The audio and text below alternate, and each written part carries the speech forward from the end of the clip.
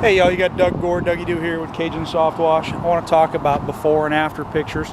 I know several people had made comments about the before and afters that I've taken, so I just kind of wanted to go over that a little bit. How to do good before and after pictures. So let's take a look here.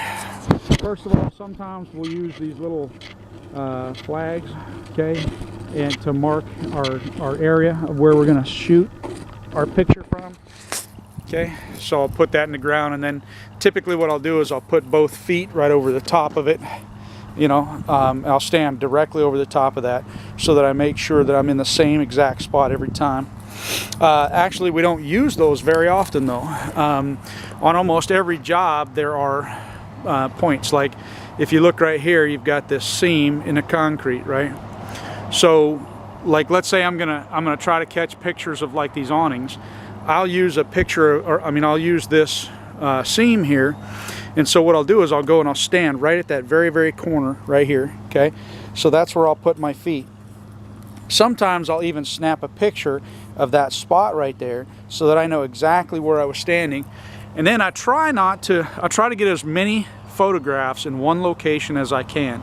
So here I'm going to snap this shot. Now how do I get the same shot as often as I can? Look at your surroundings. Do you notice anything in this image that I'm getting ready to shoot that would help me to get my same shot over and over again? Now, I haven't zoomed in and I haven't zoomed out, okay? This is exactly where the camera normally sits. So you see up here in this corner, I've got this telephone pole right here. What I might do is I might line up the top and that side of that telephone pole, and that will help me to get that first shot right there, okay? I can take that picture, then when I come back later on, and I go and I start to line up, I look at the picture and I bring it right back, and I'm just trying to get that corner right there, okay, to be exactly the same.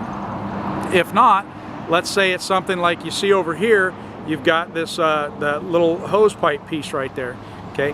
I might use that. I might just come over and I might catch it right there. You see it? Okay. And then if I zoom in, I'm trying to zoom into something, I'll do the exact same thing. I might use the corner, this edge right here, right? And then I catch the top. So I'll probably, like something like that. Let's say that's the shot that I wanted to do. I can even kind of count the bricks on the columns right here, okay? And then that way I can try to get that same exact shot every single time. A lot of it is about where you stand, how you stand, why you stand. So I can come back and I can try to catch a shot like this, right? If I'm trying to catch that, you can see I've got that scupper right there, right? That's that little hole sticking out. So I might try to put that right in the center of my shot, so I can try to get that exact same shot every time, okay? Again, as I walk around the property, I'm going to look for places to stand. Sometimes it may be way out here. I want to get a shot that's way over there. So again, I might take a reference shot. I might take a picture like right here, knowing that I've got this little seam, and I'm going to stand right there at the grass, at the edge of the grass, but I'm going to stand on the concrete right at the edge of the grass. I'm going to put my heels right up against there, okay? And like I said, so I'll start off and I'll take this picture here as nothing more than a reference point to exactly where I was standing, okay? And then I might come up here and I might put my feet right against it, and I might take a picture right here so I know exactly where I was standing. Now I can come back and again I can get my shots. So let's say I want to catch this whole piece right here, right? I'm going to take one picture just trying to kind of catch that whole thing, and I might try to line up. Like if you look at this very corner over here, okay, I've got the edge of this this piece right here, okay? You see that wall right there? Okay, so I'm going to take and I'm going to back up, and to get my shot, I'm going to take that wall into consideration, and I'm going to bring it over and maybe catch that corner right there, you see? Okay? And then I have to line up with the concrete. Now I've got this little piece of replaced concrete right here. So I can take that, use that as my bottom edge, use this other piece over here as my side edge. That's how I'm going to try to get that shot. And then when I go for my after picture, I'm going to line up those 2 points again, and that's going to help me to get my after shot. I can come over here, same thing, like let's say I want to try to catch the cross up there.